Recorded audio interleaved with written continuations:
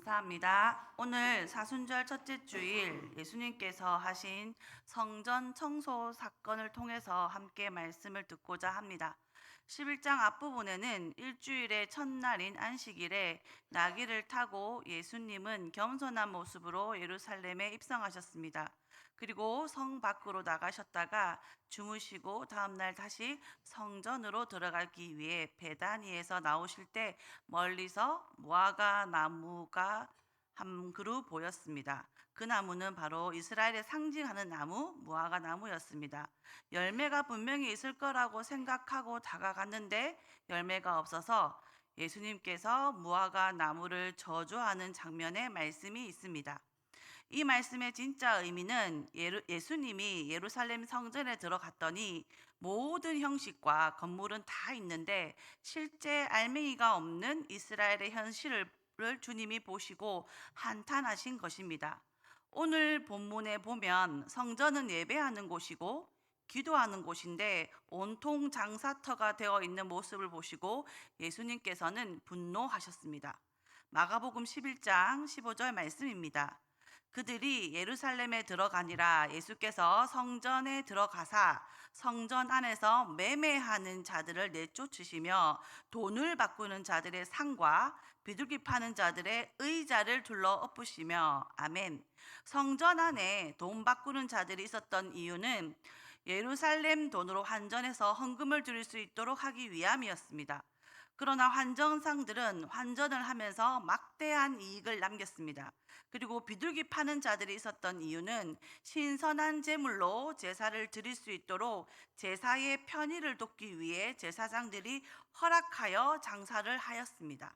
성전에는 장사꾼들로 인해서 돈 냄새가 진동했습니다.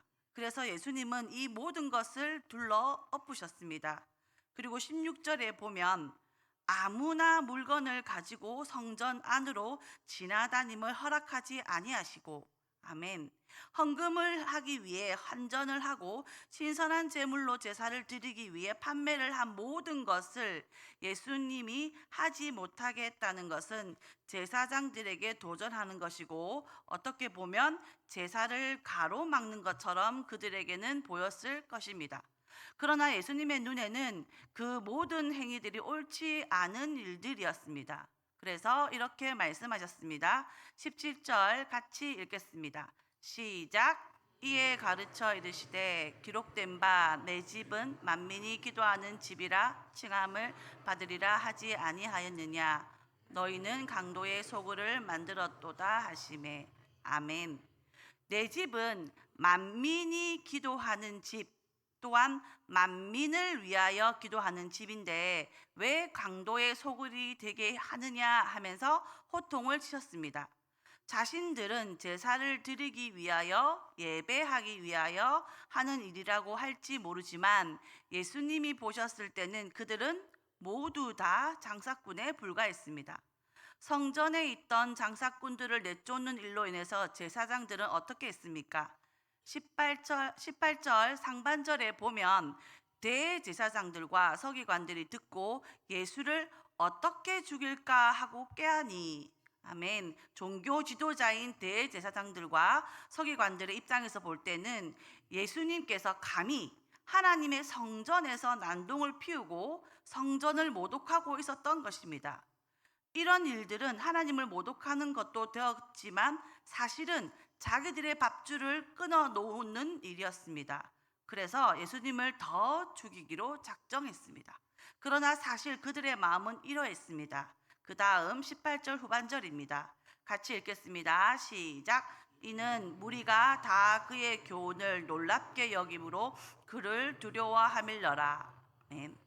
예수님의 행동이 기분 나쁘긴 하지만 대부분의 사람들이 예수님의 가르침을 듣고 난 후 따르는 것을 보고 자신들이 이러한 행동으로 인하여 큰일 나는 것 아닌가 하고 두려워했던 것입니다.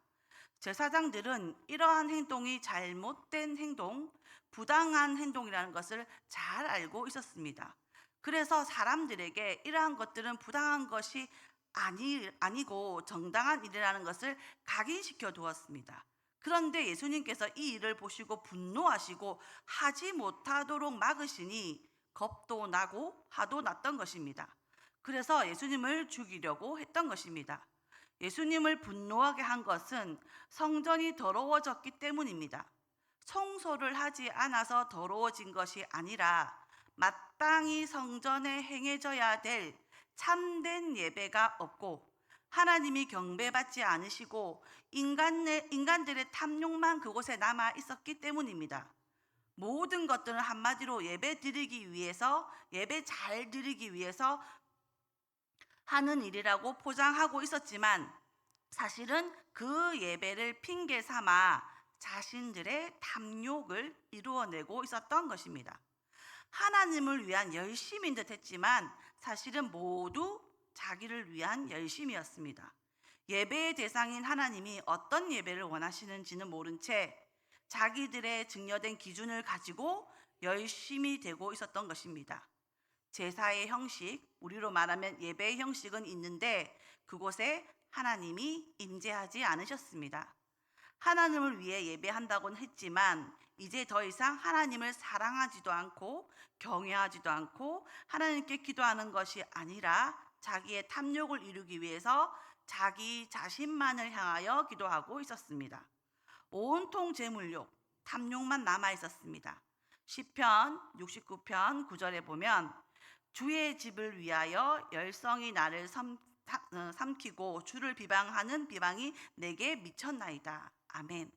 주님의 성전을 위한 열성이 하나님을 삼켰다는 것입니다.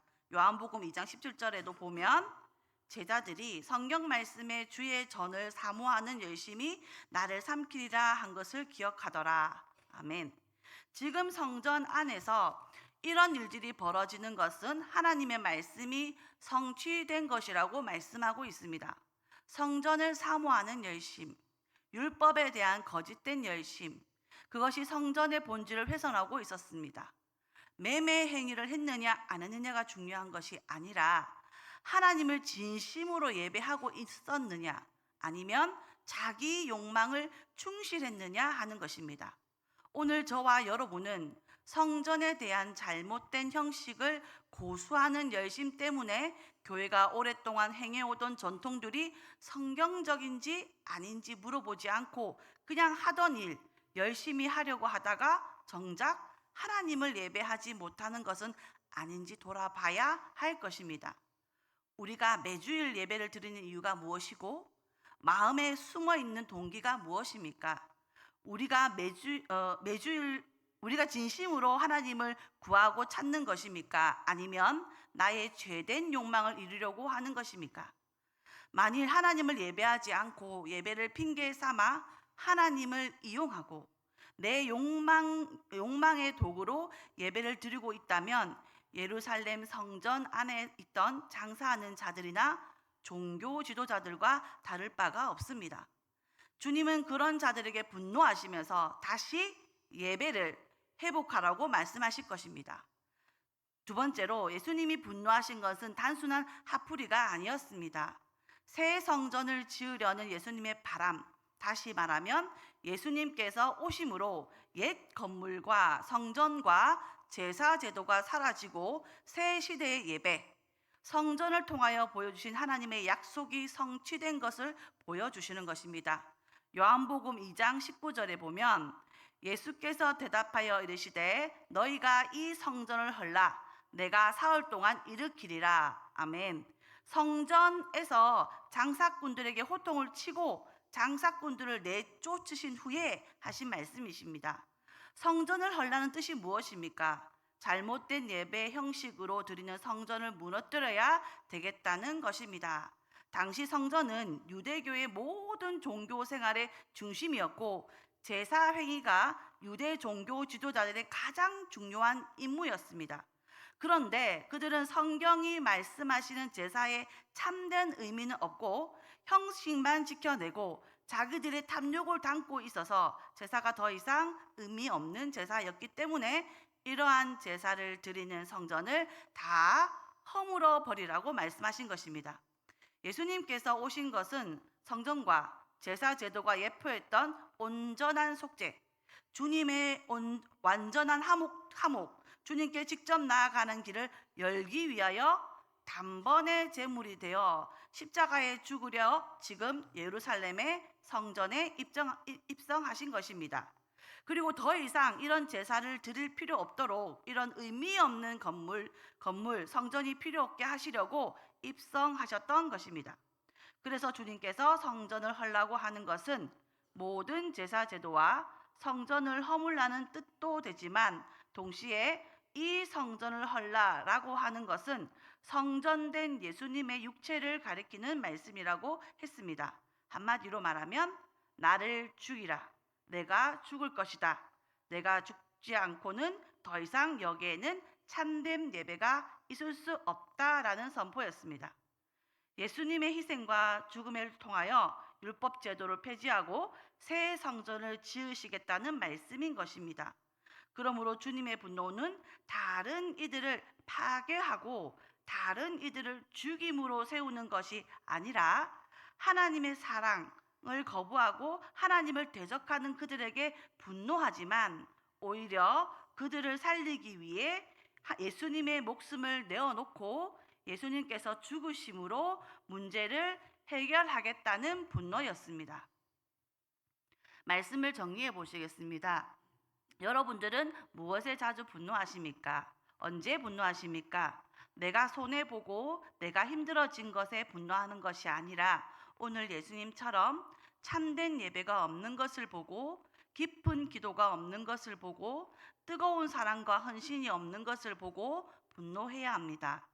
나 자신을 향하여 내가 언제 제대로 예배드렸는가? 지금 나는 주님을 제대로 예배하고 있고 내 속에는 하나님을 향한 깊은 열망이 있는가? 정말 순수한 동기로 주님을 예배하고 있는가?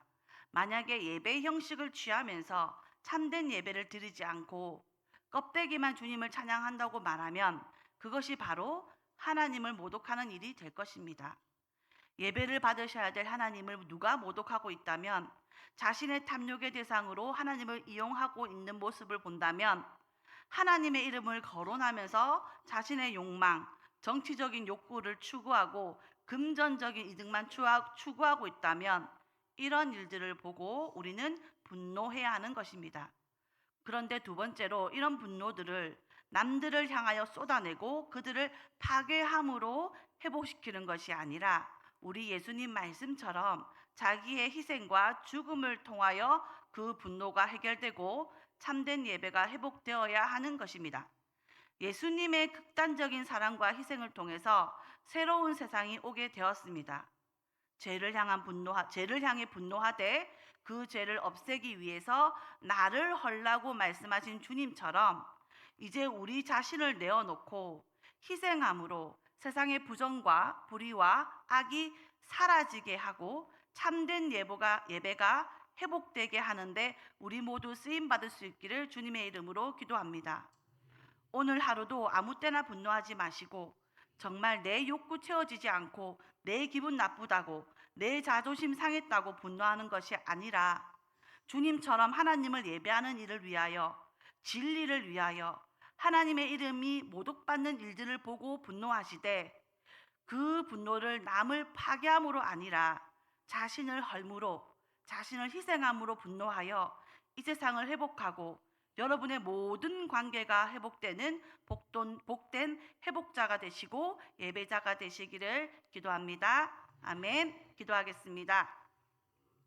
주님, 주의 말씀에 사람이 되게 하시고 아무 때나 분노하지 않고 정말 필요할 때 분노할 수 있는 자가 되게 하여 주시옵소서.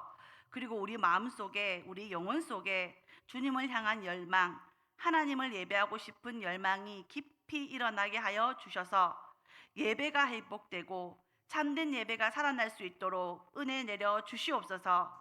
주님처럼 우리 자신을 희생함으로 다른 이들을 회복시키는 데 쓰임 받게 하여 주시옵소서. 이 모든 말씀 예수님 이름으로 기도합니다. 아멘.